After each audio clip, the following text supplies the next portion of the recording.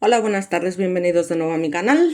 Bueno, pues, como os había comentado, iba a traer un vídeo y ya lo tengo grabado, lamentablemente sobre un niño de 4 años que fue abusado de todas las formas posibles y asesinado por su padrastro con la omisión, por supuesto, y la colaboración incluso de su madre, cosas que ya os digo, me superan en todos los sentidos, pero bueno, como ayer, digamos que ya saqué bastante porquería de mí misma, pues también hay que saber regular un poco, porque al final estas cosas afectan. O sea, parece que no, o al menos a una persona como a mí afectan y te dejan tocado, estás ahí incómodo y tal. Y entonces yo creo que es el momento en el que toca también dar un margen a otros temas, como son, por ejemplo, la creatividad. Historias trágicas de personajes que sin ninguna duda han sido muy influyentes en la historia, ¿no? Y que, bueno, que también son vídeos que normalmente suelen pasar bastante desapercibidos, cosa que tampoco es que me importe mucho, pero bueno, no dejan de ser personajes que sin ninguna duda han traspasado o nos han dejado un legado que no se puede pasar por alto, ¿no? Bueno, no sé si lo reconocéis, me imagino que todos aquellos que sois fans de la banda, bueno, ahí lo pone el nombre en la primera foto. Pero bueno, aquí, bueno, ya sabéis que yo, curiosamente, salvo en el caso de Robe y lo que es la vida, fue al único músico que le hice un homenaje en vida. Esto no deja de ser, no sé, una que la vida se ríe de ti constantemente, ¿no? Porque dije, bueno, me voy a permitir el lujo de hacer una excepción y hacer un homenaje a un personaje en vida que me iba a decir a mí, que poco después, pues, iba a tener que hacerle un vídeo de despedida, ¿no? Por habernos dejado y demás. Y además parece ser que según las últimas novedades, él sabía que estaba mal, que podía morir en cualquier momento y aún así siguió haciendo giras y parece ser que sus médicos le habían advertido que su salud no era buena. Y lo que yo había comentado al final, o sea, que aunque no fuese, digamos, la causa directa, está claro que un esfuerzo para un señor que, aunque no era mayor, pero sí que estaba especialmente envejecido y demás.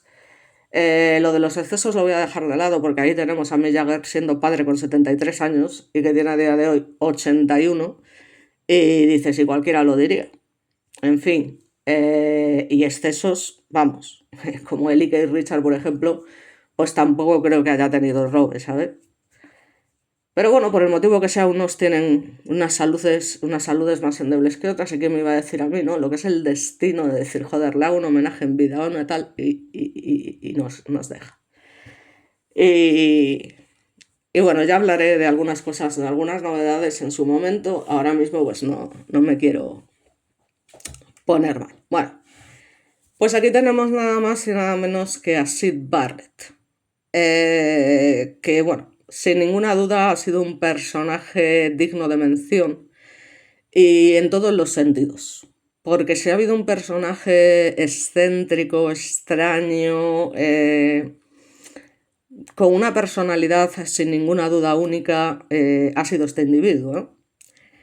Y bueno, ha sido tan importante como como uno de los creadores de las bandas más influyentes también de lo que es el mundo musical.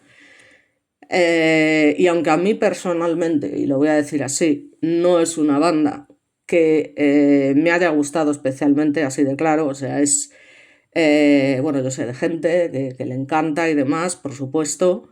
Y aquí volvemos a lo de siempre. ¿Es respetable tu opinión de que no te gusten? Sí. ¿Es respetable tu opinión de que hacían una mierda de música? No. Es decir, yo puedo decir que a mí especialmente no me gustaban, a mí me aburría bastante su música. Sí que es verdad que evidentemente los grandes temazos de Pink Floyd, el Another Brick in the Wall y demás, el Wish You Were Here y tal, pues sí me gustaban. De hecho, el de Another Brick in the Wall me encantaba. Pero claro, la gente que conoce realmente a Pink Floyd te dirá, pues esa canción que es la más famosa no es precisamente su mejor canción. que es lo que nos pasa a los que, digamos, conocemos realmente a un grupo o a unos músicos. Sí, tú conoces esa canción porque es la más famosa, pero es que no has escuchado esta, ni has escuchado esta otra. Eso está claro. Yo simplemente manifiesto mi opinión de manera honesta, como hago siempre, y luego cada uno que piense lo que quiera. Yo, ya os digo, a mí gustar personalmente no era un grupo ni que yo siguiera ni que tal, de un par de canciones y demás. Pero bueno, eso no quita que uno sea tan ingenuo y tan ignorante de decir que eran malos. Es decir, hay opiniones que no pueden ser. Y lo mismo digo de Rolling Stone. Te pueden decir, joder, pues una persona que se considera rockera que diga que no le gustan los Rolling Stone, pues menuda rockera estás hecha. Porque se puede considerar que los Rolling Stone han sido los creadores por antonomasia del rock, ¿no? De alguna manera, aunque no es así exactamente. Pero, pues te digo lo mismo. A mí los Rolling Stone, sinceramente, nunca me han gustado. Lo cual, repito, no quiere decir ni muchísimo menos que fueran malos, para nada. Son muy buenos músicos, pero a mí nunca me han llenado, su música nunca me ha dicho nada.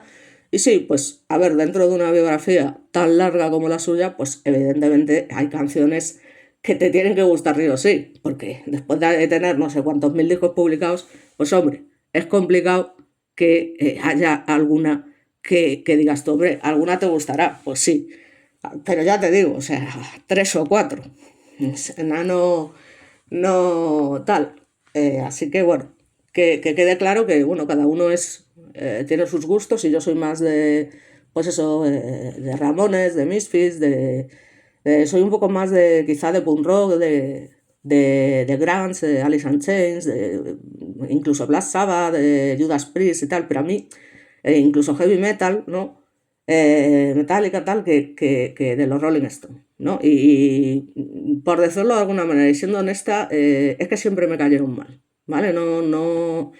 Eh, no sé, nunca empaticé con ese grupo por el motivo que fuera y no ha sido importante en mi vida.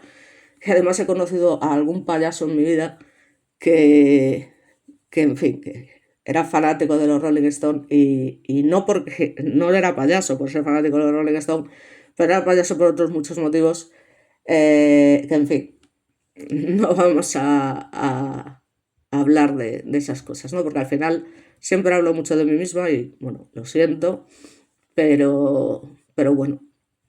Total, vamos a hablar de este señor que bueno, que lamentablemente, como ya sabéis, por supuesto está fallecido, por eso estoy haciendo este vídeo, de Syd Barrett. Y básicamente os he puesto estas fotografías, bueno, para que veáis sus fotografías desde niño, un poco cómo va evolucionando. Y concretamente Roger Keith Syd Barrett nació en el año 1946, falleció en el año 2006, ya iremos viendo, y ocupa un lugar singular en la historia de la música popular del siglo XX. ¿Por qué? Bueno, pues básicamente, como habíamos comentado, porque fue el fundador, principal compositor y primera figura creativa de Pink Floyd. Es decir, Barrett fue responsable de alguna manera, si se puede llamar así, de definir la identidad estética inicial de la banda, porque ya veremos que su carrera en Pink Floyd fue corta, y digamos de abrir caminos sonoros que influyeron decisivamente en el desarrollo del rock psicodélico, el rock progresivo y la cultura musical británica de finales de los años 60. Su trayectoria, sin embargo, estuvo marcada, como os comento, por una rápida y dolorosa ruptura entre lo que era el genio creativo y la fragilidad psicológica, que era la característica, no sé si por suerte o por desgracia, de este chico, ¿no? Lo que convirtió su figura en un símbolo, sin ninguna duda, trágico, ¿no? Del coste personal asociado a esa innovación artística y al estrellato. Digamos que también era un personaje atormentado, como suele pasar con este tipo de estrellas, este tipo de personas que tienen una creatividad infinita, pero a la vez que tienen esa creatividad, tienen también esa sensibilidad tan excesiva que al final su vida es más trágica que otra cosa, ¿no? Entonces, digamos que su biografía es un recorrido básicamente narrativo y analítico de Syd Barrett como tal, desde su infancia en Cambridge hasta su progresivo retiro del mundo público. Y aquí, pues básicamente vamos a hablar tanto de los aspectos musicales y culturales de su obra, como también sus circunstancias personales, sociales y psicológicas, que para mí son tan importantes como lo otro, que condicionaron su carrera. Con lo cual, mi objetivo aquí realmente es hacer un estudio lo más exhaustivo posible, ¿vale? Y adecuado para un contexto general, ¿no? Que permita comprender un poco la complejidad de un artista cuya influencia supera ampliamente la brevedad de su producción discográfica, ¿vale? Digamos que Syd Barrett, como os comento, nació el 6 de enero de 1946 en Cambridge, Inglaterra, en el seno de una familia de clase media acomodada. Fue el cuarto de 5 hijos de Winifred y Arthur Barrett. Su padre, patólogo y académico, ejerció una influencia intelectual significativa en el hogar, fomentando el interés por la lectura, la música y las artes, cosa que suele ser habitual en este tipo de músicos. Y este ambiente culturalmente estimulante pues fue sin ninguna duda decisivo en el temprano desarrollo creativo de Barrett. Desde niño Syd mostró pues una inclinación natural hacia lo que son las artes visuales y la música, como ocurre ocurrir con todos estos individuos de los que ya he hecho vídeos. Todos tienen las mismas características en el fondo, ¿no? Lo del tema del arte y la música. Y aprendió a tocar el piano y más tarde la guitarra, que era un instrumento que se convertiría en su medio principal de expresión artística. Paralelamente, desarrolló, como os comento, una sensibilidad pictórica notable, al igual que le pasaba, pues eso, lo que os digo, a Kurt Cobain, a Layne Staley, es decir, eran personas que les gustaba mucho el arte, pintar y demás. Y además estaba influida por el arte moderno y la tradición británica de ilustración. Estas dos vertientes, digamos, la música y la pintura, coexistirían a lo largo de su vida y además se reflejarían mutuamente en su obra, ¿vale? Como os comento. Y no es una cosa que nos resulte novedosa en absoluto, por lo que os digo, porque esto lo hemos visto en todos, yo creo, los músicos a los que le he hecho un vídeo en mi canal. Prácticamente todos, ¿no? Digamos que un acontecimiento crucial en su infancia, como suele pasar en estos casos, fue la muerte de su padre en el año 1961, cuando Sid tenía apenas 15 años. Claro, ya con 15 años, pues hombre, uno es bastante consciente de todo lo que pasa a su alrededor, ¿no? Igualmente siempre es un palo muy duro. Entonces esta pérdida temprana pues ya de por sí tuvo un impacto emocional profundo y, según diversos testimonios, sin ninguna duda contribuyó a una inestabilidad afectiva que se manifestaría, porque esto siempre sale por algún sitio, más tarde. Entonces la muerte de Arthur Barrett no solo alteró, como es obvio, la dinámica familiar, sino que dejó en sí una huella de introspección, que no sé si lo pronuncio bien, era introspectivo, ¿no? Y melancolía, que aparecería recurrentemente en sus letras, de las que luego también hablaremos. Durante su adolescencia, Barrett asistió a la Cambridge High School for Boys, donde conoció nada más y nada menos que a Roger Waters y David Gilmour, dos figuras fundamentales en su futuro artístico. Cambridge, aunque alejada del epicentro londinense de la industria musical, poseía sin ninguna duda una escena cultural activa que permitió a Barrett experimentar con distintas formas de expresión. En estos años sí se interesó por el jazz, el blues y el folk estadounidense, influencias que asimiló de manera poco convencional, porque él era poco convencional, y a diferencia de muchos de sus contemporáneos, no buscaba reproducir fielmente los modelos afroamericanos, sino reinterpretarlos, esto es fundamental, desde una sensibilidad británica y experimental, ¿no? Su estilo de guitarra comenzó a destacar por el uso de acordes abiertos, técnicas poco ortodoxas y un enfoque rítmico libre. Paralelamente, Barrett se involucró en proyectos musicales amateur y colaboró con distintos amigos en bandas efímeras. Estas experiencias le permitieron desarrollar confianza escénica y explorar su capacidad como compositor, ¿no? Mostrando ya pues, una inclinación por letras muy imaginativas, un humor surrealista y lo que son estructuras no tradicionales. Bueno, vemos ahí la foto de la camarita dando por saco, a ver si puedo encontrar otra, pero bueno. Me gusta enseñaros una imagen general de lo que fue el personaje como tal, ¿no?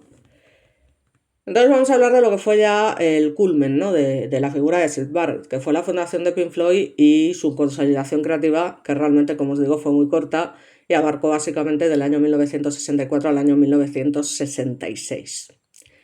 En 1964, Barrett se unió a Roger Waters, ya nombrado, Nick Mason y Richard Wright en un grupo que atravesó varias transformaciones de nombre antes de consolidarse como Pink Floyd, algo que también es habitual, y fue Syd quien propuso el nombre definitivo inspirándose en los músicos de blues Pete Anderson y Floyd Council, gesto que reflejaba tanto su conocimiento musical como su capacidad para resignificar, digamos, influencias. O sea, que era un tío culto musicalmente, o sea, no era que tuviera un exceso de sensibilidad, que fuera excéntrico, que fuese tal, no condicionaba para nada su talento, ni muchísimo menos, ¿vale? Pero bueno, lamentablemente, pues esta gente al final, la mente puede con ellos y se los lleva a otro mundo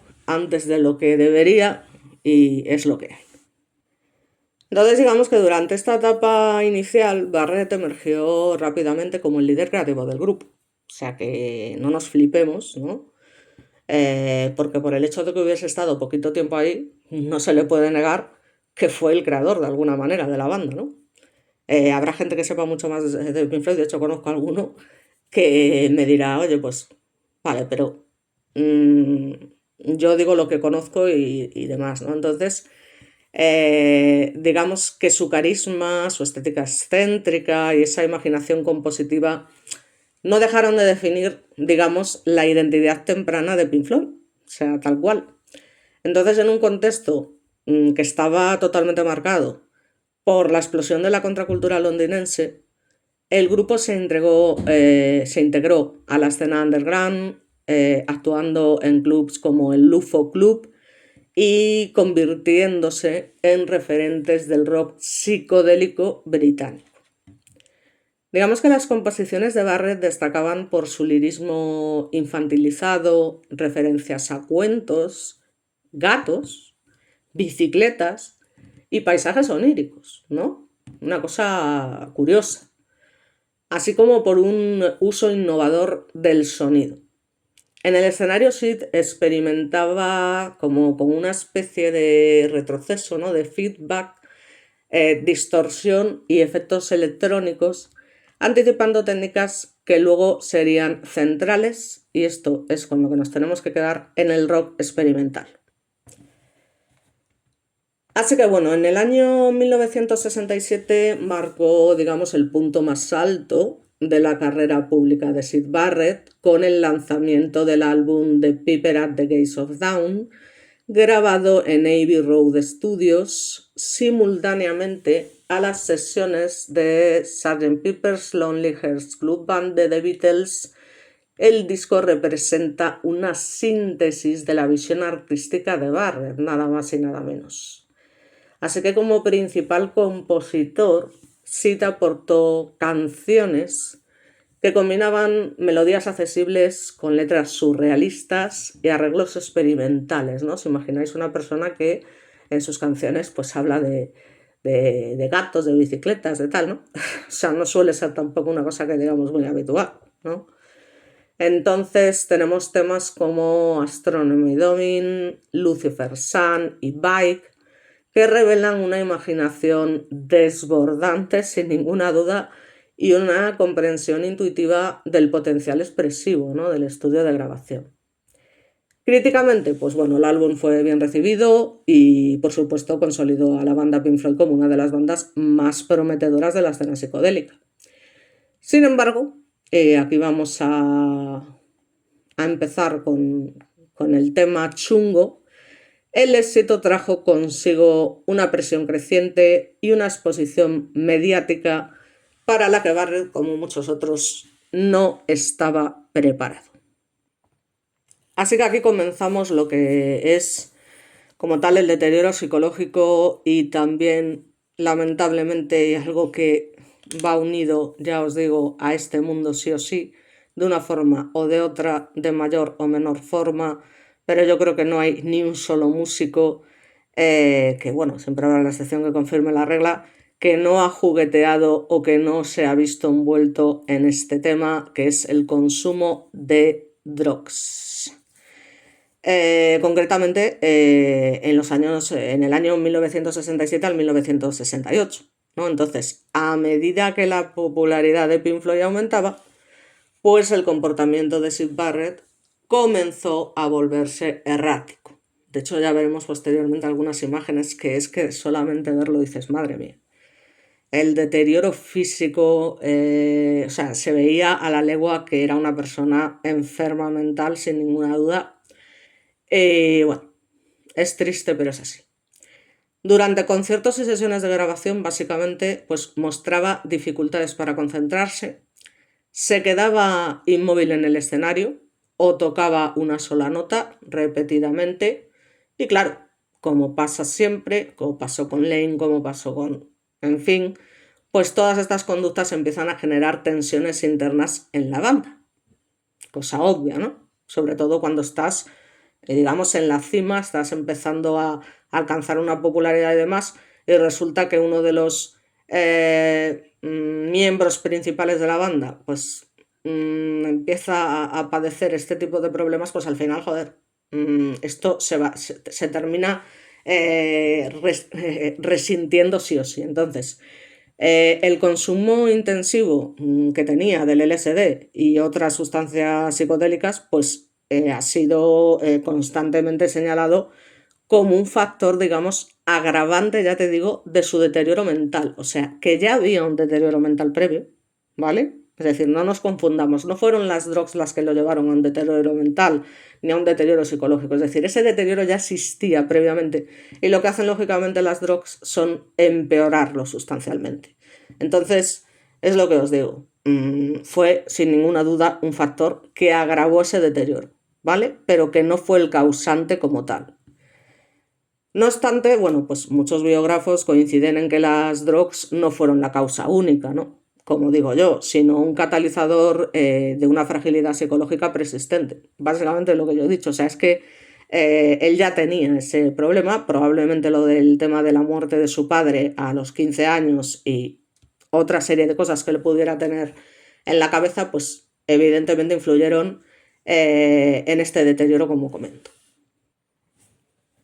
Bueno, en 1968 la situación se volvió insostenible. La banda fue cuando incorporó a David Gilmour con la intención inicial de reforzar el sonido en vivo, pero pronto se hizo evidente que Barrett no podía continuar como miembro activo, así que finalmente pues Pink Floyd y la banda tuvo que tomar la difícil decisión de seguir sin él, lo cual, claro, tiene su parte de alguna manera, de que el creador, de alguna manera, de una banda, al final, y ha pasado en muchas ocasiones, tenga que ser despedido de la banda. No es como el que crea una empresa y al final el directivo y demás y al final son los propios miembros directivos los que deciden expulsar al propio creador de la empresa. Son cosas curiosas, pero eso es así. Y al final, pues es lo que os digo, o sea, la banda como tal vio que este señor ya no tenía las capacidades o sea, es que el tío cogía y salía a dar un concierto y cogía y de repente se iba. O sea, así sin más, cogía y se largaba. Y dejaba la banda allí tirada, imaginaos, con un montón de fans y tal. Entonces, claro, esto no podía ser, ¿no? Entonces es entendible que la banda llegase a un momento que y no creo que fuese el plato de gusto para ellos. Sin ninguna duda fue algo muy duro, como veremos también, porque eso es así, o sea, a ellos les afectó mucho. Y tras su salida de Pink Floyd, bueno, pues Sid emprendió una breve, ya os digo, porque con este deterioro psicológico poco puedes hacer, una breve carrera solista con el apoyo intermitente de antiguos compañeros, que seguían apreciándolo, sin ninguna duda. Al fin y al cabo los había llevado a la cima de alguna manera. Y en 1970, bueno, pues publicó 2 álbumes, The Madcap Laws y Barrett. Estas obras, pues, aunque eran irregulares desde el punto de vista técnico y típicas de un personaje como él, ¿no? O un músico como él, pues ofrecen un testimonio íntimo y conmovedor de su estado emocional. ¿Vale? Esto es importante. Las canciones solistas de Barrett conservan ese lirismo característico, pero presentan ya una crudeza mucho mayor. ¿Vale? Tenemos unas interpretaciones vocales ya frágiles, con unos arreglos mínimos, que están ya lejos de la exuberancia psicodélica de Pink Floyd, ¿no? Ya nos revelan estos discos a un artista introspectivo, vulnerable y, sobre todo, muy importante, profundamente aislado. Él se va aislando poquito a poco, se va hundiendo en sí mismo, por decirlo de alguna manera, y lamentablemente pues pasó lo que pasó. Así que, a pesar de contar con momentos de gran belleza, la carrera solista de Sid no logró consolidarse comercialmente, y su dificultad para presentarse en vivo y mantener rutinas profesionales llevó a un progresivo abandono de la industria musical. Es decir, no podía. O sea, no tenía ni la mente, ni la fuerza, ni nada. O sea, no podía. Así de claro. O sea, tenía ya ese deterioro tan grande que por mucho que quisiera, pues no le quedó otro remedio que retirarse. Así que, dicho y hecho, a comienzos de la década de los 70, Barrett se retiró casi por completo, ¿no?, de la vida pública. Regresó a Cambridge, donde vivió, ya os digo, de manera muy discreta. ¿De qué vivía? Pues básicamente estaba sostenido en parte pues, por las regalías y el apoyo de su familia, por supuesto. Ocasionalmente, como comento, se dedicó a la pintura y llevó pues una existencia marcada por el aislamiento, ya os digo. El tío se aisló, se metió en su mundo, como hicieron muchos, y ahí se estancó. Se recluyó, básicamente. Durante estos años, pues Sid, por supuesto, evitó entrevistas, apariciones públicas, su figura se volvió casi mítica, alimentada como siempre por rumores, relatos fragmentarios. Ya sabemos que la prensa, todo lo que es la publicidad y tal, siempre van ahí a devorar. O sea, es lamentable lo que pasa en algunos casos. O sea, es decir, es que son lo peor. Y bueno, pues para Pink Floyd la ausencia de Barrett se transformó en una presencia simbólica. En discos como Wish You Were Here en 1975 reflejan explícitamente la huella emocional que dejó su antiguo líder. Entonces, sin ninguna duda, ya os digo que era muy apreciado por la banda. O sea, que no penséis que el hecho de que se fuese de esa forma significó una ruptura pues por las malas ni nada. O sea, fue una cosa pues que no quedó otro remedio, pero no obstante no dejaron de apreciarlo y apoyarlo dentro de lo que podían, lógicamente. Así que bueno, básicamente imaginaros, ¿no?, después de tanto tiempo de reclusión, de vida introspectiva, de deterioro psicológico, ¿no? Bueno, pues no dejó de mantener incluso en sus últimos años un perfil extremadamente bajo. Rechazó consistentemente cualquier intento de regreso musical, es decir, que no fue una persona que, como les pasa a muchos otros, que después de unos años, pues como que se ven renovados y piensan, pues bueno, vamos a... No, En el caso de Syd Barrett, el deterioro era tan grande que no se planteó esa posibilidad. Yo aquí, si me lo permitís, os voy a presentar la foto que sin ninguna duda a mí más me impacta y cada vez que la miro digo, ¡joder! El deterioro físico de este señor, estamos hablando que es que ya no tenía ni pelo en las cejas. O sea, sabéis que muchas veces, y esto existe, yo de hecho tengo un amigo que parece mentira que dice, yo tengo un amigo, digo, ¿tienes amigos de todo tipo? Pues sí, tío, o sea, casualmente conozco a gente de todo tipo, tío, a lo largo de mi vida, pues porque soy una tía rara que se ha ido con mucha gente y conozco a gente que por ansiedad y por... o sea, es increíble hasta dónde puede llegar la mente humana.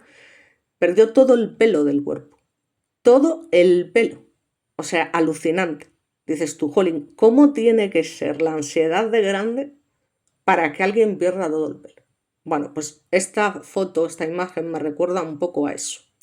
Sí que es verdad que en la cabeza tiene pelo, yo no quiero decir que se fue quedando calvo con el tiempo, pero es que no tiene vamos, o sea, y además se ve perfectamente en la mirada y demás que es una persona que tiene alguna enfermedad mental, algún tipo de trastorno, ¿no? Es una imagen que la verdad, ya os digo, impacta mogollón. Entonces expresó su deseo en todo momento de permanecer al margen de la fama, viviendo de forma austera, dedicándose exclusivamente a actividades cotidianas y, entre comillas, al cuidado personal. Durante un tiempo, porque es verdad que en estos momentos que vemos aquí, pues no se puede decir que hubiese un cuidado personal excepcional. Pero sí que es verdad que, bueno, con el tiempo empezó a hacer ejercicio, a responder otras fotografías y demás. Entonces, bueno, básicamente Syd Barrett falleció el 7 de julio de 2006 en Cambridge a los 60 años. No era mayor para nada, 60 años a día de hoy no son nada, a causa de complicaciones relacionadas con la diabetes, porque además pues, este hombre era diabético y su muerte fue ampliamente comentada, como no, en medios internacionales que, por supuesto, y que menos, destacaron tanto su contribución artística como el carácter trágico de su trayectoria, ¿no? Respecto al legado artístico y cultural. Bueno, pues el legado de Syd Barrett, ya lo veis aquí, ¿no? Cuando está ya mayor, próximo a su fallecimiento. Es desproporcionado en relación con la brevedad de su carrera, ¿no? Por eso es una persona, un músico sin ninguna duda destacado y que hizo cosas que no se habían visto antes. Entonces su influencia se extiende a numerosos artistas y géneros, desde el rock alternativo hasta la música experimental. Y más allá de la música, además, su figura encarna una reflexión sobre los límites que existen entre creatividad, vulnerabilidad y mercado cultural.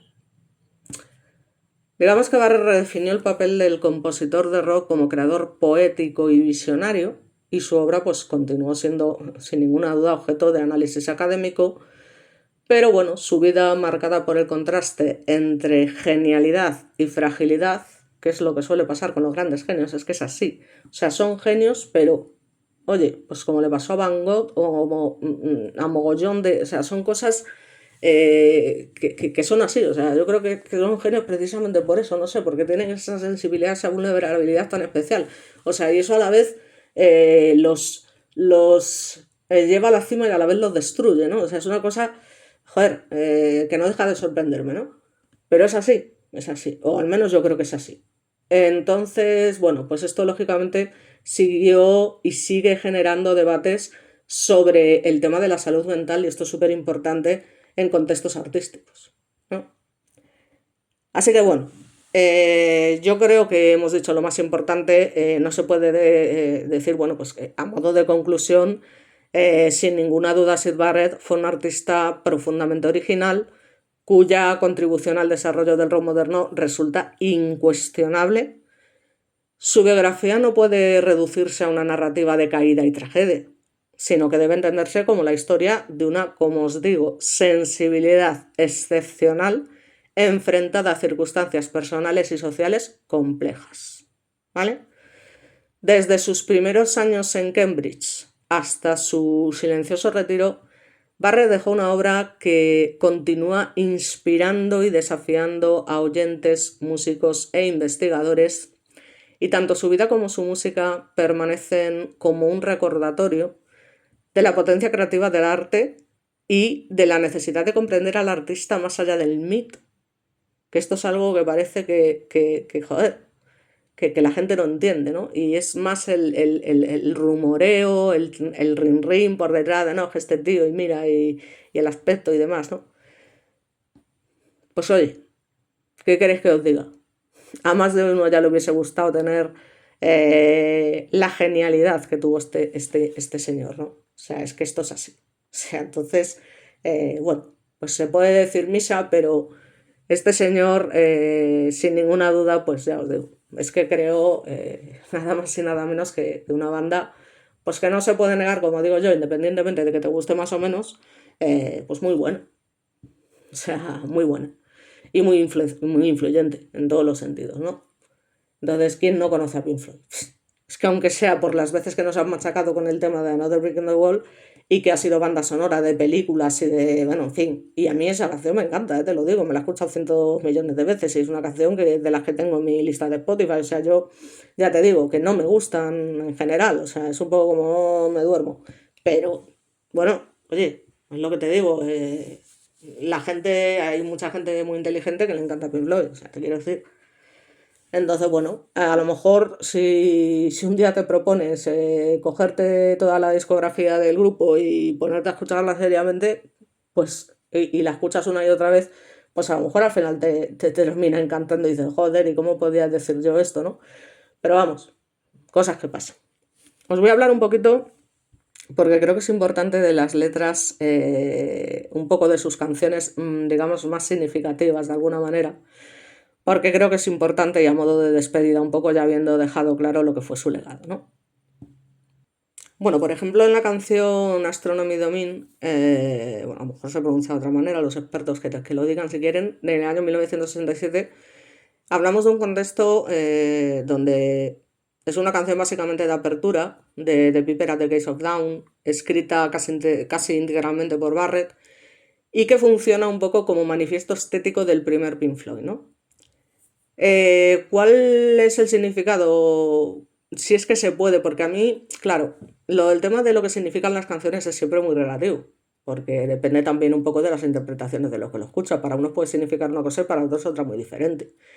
Pero bueno, en este caso parece ser que el significado más coherente es que utiliza referencias astronómicas, ¿no? Habla, por supuesto, de planetas, estrellas, constelaciones, y no con una intención científica, lo Carl Sagan, sino simbólica, y el espacio exterior representa, digamos, de alguna manera la expansión de la conciencia, la ruptura con la realidad cotidiana, ese viaje psicodélico como experiencia espiritual. O sea que esto, un poco colocado con el LSD, debe ser una auténtica pasada, y me vais a perdonar por decir esto, pero debe ser, ¿eh? Debe ser. Eh, Barrett en este caso convierte el cosmos en un paisaje mental. De hecho, la canción refleja, mira, curiosamente, la influencia del LSD, está claro, ¿no? Pero, y de la contracultura, ¿no? Pero también una fascinación genuina por lo desconocido y lo infinito, ¿vale? Que eso no es tan habitual. Entonces, como lectura académica, pues se puede interpretar un poco como, yo diría, una especie de metáfora de deseo de trascendencia y a la vez de la disolución del yo, ¿no? Un tema recurrente en la psicodelia de los años 60. Algunos diréis, joder, esta tía está filosofeando mogollón, me pierdo, ¿no? Bueno, yo es que soy una rayada también de la cabeza, pero soy así. Bueno, luego, por ejemplo, Lucifer Sun. Bueno, pues curiosamente, como os decía antes, que hacía letras pues dedicadas a cosas que decías tú, joder, es que está hablando de esto, ¿no? Está inspirada nada más y nada menos que en su gato. Lo que pasa que está construida, como no podía ser de otra manera, con un relato ambiguo. O sea, en la superficie de la canción describe a un gato sigiloso y dominante, pero el nombre Lucifer pues le introduce una carga simbólica. Estamos hablando de autoridad, de misterio y de una dualidad entre lo doméstico y lo amenazante. ¿vale? O sea, es curioso, o sea, es un genio. O sea, el gato, digamos que puede interpretarse como, y cuidado con los gatos, ¿eh? Luego ahí lo dejo, una figura de poder, una representación del control o de la vigilancia, y a su vez, pues una especie de alter ego, ¿no? Del propio narrador, del propio Sid, ¿no? O sea, en este caso, la lectura general podría ser que utiliza, digamos que algo cotidiano, para crear a su vez una atmósfera inquietante, ¿no? Mostrando su capacidad de transformar elementos infantiles en símbolos que al final son psicológicamente complejos, ¿no? Bueno, yo me entiendo. En el tema de Bye, por ejemplo, pues, o sea, bicicleta, tal cual, bici, ¿no? Que es una de las canciones más conocidas y además infantiles de Barrett. Claro, la bicicleta funciona como símbolo de un ofrecimiento afectivo, de intimidad, del deseo de compartir un mundo propio, pero luego la letra acumula, digamos, objetos que pueden resultar absurdos. Ratones, capas, casas de jengibre, creando, digamos, un universo privado que solo puede ser comprendido por quien acepte sus reglas. Entonces, si nos vamos a una interpretación profunda, digamos que detrás del tono lúdico hay una fragilidad emocional enorme, donde el músico busca conexión, pero digamos que solo sabe expresarla mediante el lenguaje de la fantasía, ¿vale? A la historia interminable. En sí, Emily Play, que fue uno de los sencillos más exitosos de Pink Floyd con Barrett, que lo sepáis, digamos que Emily es una figura ambigua. Puede ser una persona real, puede representar la inocencia o puede básicamente simbolizar la mente bajo los efectos de sustancias psicodélicas. Las imágenes oníricas sugieren estados alterados de conciencia y la dificultad de distinguir entre realidad y fantasía. Es decir, que en esta canción se hace una lectura, y esto es muy importante, se anticipa la fragmentación perceptiva que Barrett comenzaría a experimentar en su vida personal. Nada más y nada menos. Sí, Emily Play. Luego tenemos, por ejemplo, Jumba Blues del año 68, que fue la última canción de Barrett, con Pink Floyd, ¿no? Incluida en A Seither Full of Secrets. Y su significado es una confesión velada, ¿no? Frases como "It's so fully considerate of you think of me here" revelan una sensación de exclusión, esa conciencia que ya tenía de su propio aislamiento, de esa soledad, el dolor por la separación de la banda y esa instrumentación caótica que ya refuerza la sensación de desintegración mental, ¿vale? O sea, entonces la importancia que tiene esta canción es que es la más explícitamente, por decirlo de alguna manera, autobiográfica de Barrett y además una de las más trágicas de la historia del rock, nada más y nada menos. Que no es poco. Bueno, tampoco me quiero enrollar mucho más, ¿no? Porque claro, bueno, tenemos The Mad Cat Laws en el año 70, que fue su canción central de su primer álbum como solista, como el loco que se ríe de sí mismo, ¿no? El propio Barrett, consciente de su inestabilidad, que se observa desde fuera, que mezcla un poco la ironía y la resignación, que de alguna manera sugiere autoconciencia, a pesar de su deterioro, ¿no? Y una imposibilidad de volver a reintegrarse al mundo social. Está la de Octopus, por ejemplo, que es una de las canciones más accesibles y estructuradas, donde de alguna manera pues retoma el imaginario lúdico, ¿no? De su etapa inicial, aunque con un tono más melancólico. Y digamos que el pulpo simboliza lo múltiple, lo envolvente. Daros cuenta, o sea, de las metáforas estas, ¿no? Del pulpo con todas sus patas, o como se quieran llamar, ¿no? Esto ya sería mi hermano más biólogo que me dice, a ver, ¿cómo se dice, no? Tiene un nombre, pero ahora no me sale, ¿no? Del pulpo, ¿no? Lo múltiple, lo envolvente. la dificultad de escapar, ¿no? de la propia mente. Es que es la hostia en el fondo, de verdad. O sea, es increíble lo de esta gente. Entonces, muestra una continuidad estética con The Piper at the Gates of Dawn, pero sin el soporte de Pink Floyd, ¿vale? O sea, sin ese soporte colectivo del resto de la banda. Así que bueno, ya sin enrollarme más, porque tampoco tengo creo que mucho más que decir, la conclusión general es que las canciones principales de Syd Barrett comparten una serie de ejes temáticos: la infancia y fantasía como refugio, la alteración de la percepción, el aislamiento emocional, la dificultad que tenía el pobre, ¿no? de comunicación con el mundo exterior, que esto no es nada fácil. Y, y a mí me ha pasado alguna vez, o sea, de tirarme un año entero saliendo lo justo de mi casa. O sea, eso es así, y los que me conocen lo saben, no es ningún invento. Siempre tengo alguna anécdota que contar que tiene similitudes con mi propia vida. Y es así, o sea, a veces tienes periodos de tal, eh, no sé, decepción del mundo que es como, es que mira, no quiero ni salir, no quiero ni ver a la gente, no quiero hablar, no quiero, ¿no? Y eso no quiere decir que te sientas necesariamente solo.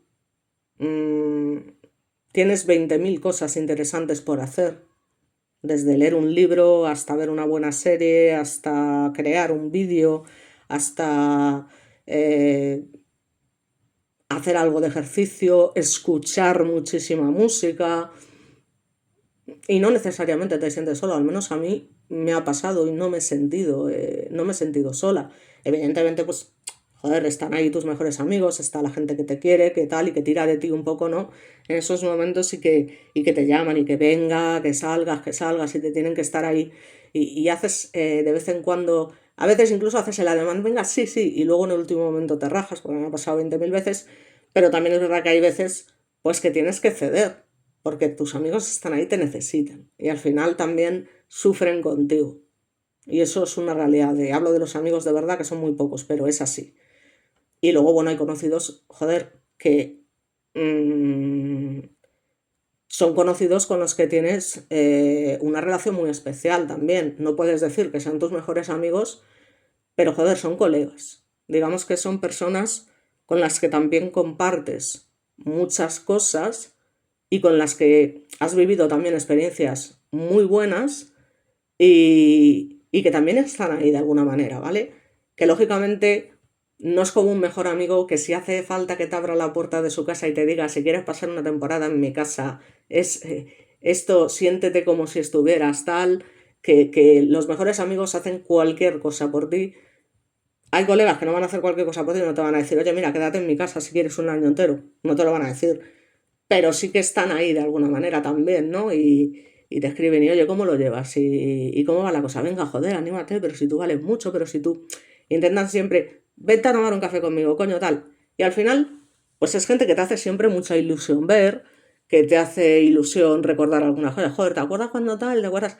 Y no hace falta que sean tus mejores amigos, pero son compañeros de vida, que han estado ahí en algún momento y que, coño, siempre se agradece yo haya personas que aunque no sean mis mejores amigos, pues tengo un gran aprecio porque en momentos de mi vida, pues han sido, joder, tanto compañeros de facultad como compañeros del instituto, como compañeros de puestos de trabajo con los que he tenido relación muy buena durante muchos años y bueno, no son mis mejores amigos, pero coño, es gente que te aprecia y que tú aprecias, ¿sabes? Que no hace falta que digas tú, no, van a hacer por ti lo que, pues hombre, ¿sabes? Eso ya te digo, solo lo hacen 3 personas contadas, que son tus mejores amigos de verdad, y que te lo dicen una y otra vez. Si necesitas salir de tu casa, si necesitas un espacio, si necesitas tal, aquí tienes mi casa es tu casa. Es que estate aquí el tiempo que quieras. Y si te vas una temporada a vivir en su casa, en ningún momento te hacen sentir que estés de más, que sobras, que joder, a ver si se vaya. No, no, no. O sea, tus mejores amigos de verdad están ahí siempre para todo, para todo. Incluso para las cosas peores que os podáis imaginar, os lo digo. Y de esas personas se cuentan con el dedo de una mano, pero hay otras muchas de las que también se agradece Decir, joder, me alegro de haberte conocido porque eres una persona a la que realmente aprecio y que también te echa una mano y que tú les echas una mano también, o sea, es mutuo, ¿eh? No vayamos a pensar aquí, no, joder, es que claro, es que hay que tirar de ti, todo el mundo te tiene que ayudar y tú que no, no, todo lo contrario, ¿eh? De hecho yo muchas veces he tenido que hacer esfuerzos infrahumanos cuando realmente no estaba bien para acompañar también a mis amigos cuando han estado mal. O sea, y me ha costado porque yo tampoco estaba bien, ¿no? Porque yo con mi trastorno bipolar pues tengo esas etapas sí, más depresivas que maníacas. Entonces, claro, hay veces que es como, hostia, estoy súper jodida, pero tengo que estar porque son mis amigos y tengo que estar. Y estoy ahí la primera. Y dejo de lado mi dolor y mi tal para estar con ellos. Pero es que solo faltaría.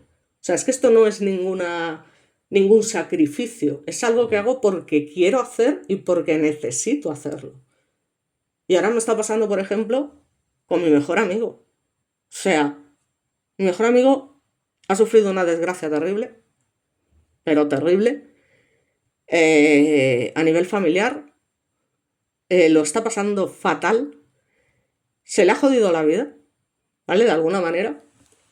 Lamentablemente, gente que joder, que es buena y no se merece que le pasen estas cosas, coño. Y les pasa, y dices tú, con la cantidad de hijos de puta que hay en el mundo, ¿cómo es posible que le pasen estas cosas a la gente buena, no? Pues así es la vida. Así es la vida, y como decía Robesta, llena de putadas, pero putadas muy grandes. Y yo a mi mejor amigo lo quiero, pero con locura. O sea, con locura, lo quiero por encima de todo. Es que para mí ya no es que sea un mejor amigo, es que es como un hermano. Es como un hermano. Y bueno, ha tenido la desgracia de, bueno, pues su mujer ha sufrido una desgracia y está pasándolo mal, ¿no? Peor. Y eso pues ha hecho que también de alguna manera, es lo que te digo, es que lo está pasando fatal, fatal.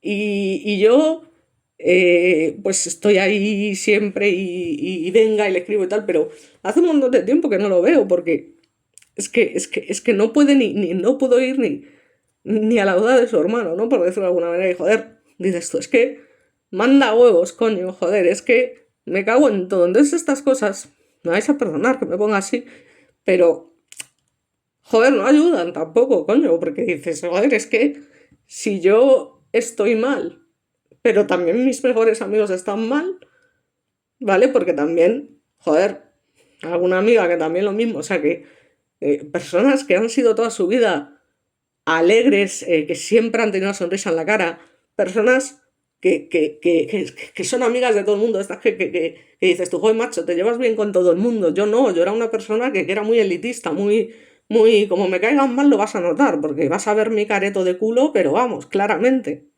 Pues gente que era todo lo contrario en ese sentido, que era maravillosa, que era, y que decías tú, joder, la admiro, ¿no? Porque siempre con esa alegría, conociendo a todo el mundo la aprecia, todo el mundo.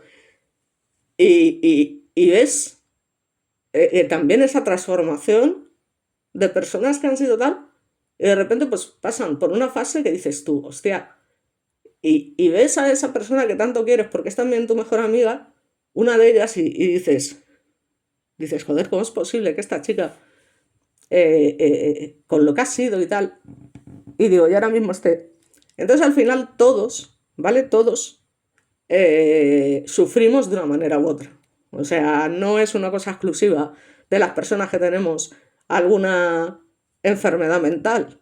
O sea, son cosas que le pasan a todo el mundo, joder, que son cotidianas, cotidianas. Y que lamentablemente nadie está libre de que en algún momento, bueno, pues por un motivo X, le surja una desgracia de cojones y digas tú, Dios mío, y que tú sientas encima la impotencia de decir, ¿cómo te puedo ayudar?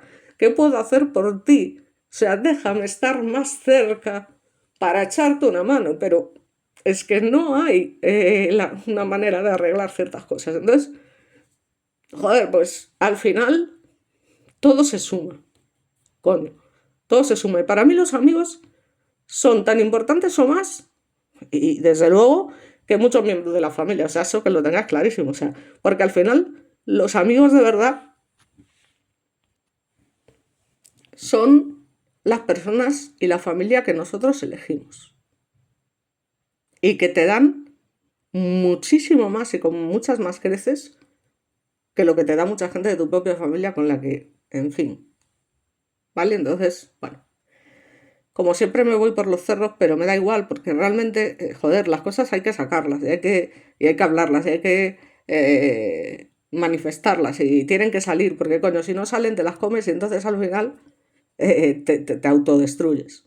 Te autodestruyes, tío. Y voy a decir aquí un poco como el inspector Gadget. O sea, eh, este mensaje se autodestruirá en 5 segundos. Pues exactamente lo mismo. Te autodestruyes. Y no puede ser.